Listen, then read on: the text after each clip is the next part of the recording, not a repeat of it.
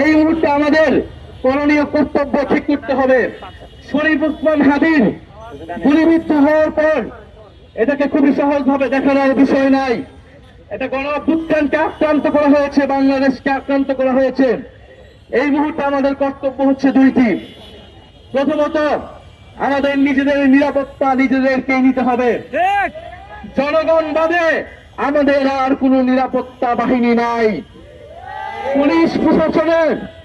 Police প্রশাসন যদি ব্যর্থ হয়, আমরা আমাদের পাল্টা আঘাত চালিয়ে যাব। কিন্তু আমরা এখনো সরকারের উপর আস্থা রাখতে চাই। আমরা চাই আইনের শাসন প্রতিষ্ঠা হোক। অতি দ্রুত সময়ের মধ্যেই শরীফ ওসমান হাদির খুনিদেরকে খুঁজে গ্রেফতার করা হোক।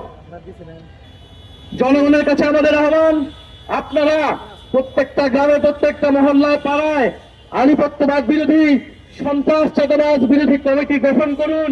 নিজেরা ঐক্যবদ্ধ থাকুন। জুলাই অভ্যুত্থানে কোন পুলিশ প্রশাসন ছিল না, কিন্তু আপনারা আমরা মিলেই নিরাপত্তা বেষ্টনী তৈরি করেছিলাম। আমার দেশের হিন্দুদের আমরাই রক্ষা করেছি, আমার দেশের মুসলমানদের আমরা রক্ষা করেছি, আমার দেশের শিশুদেরকে, তরুণদেরকে আমরা রক্ষা করেছি।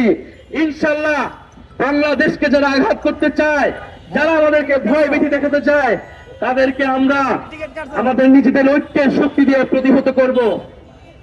আমাদের দ্বিতীয় কর্তব্য হচ্ছে নির্বাচনের সুষ্ঠু পরিবেশ এবং পরিস্থিতি তৈরি করা।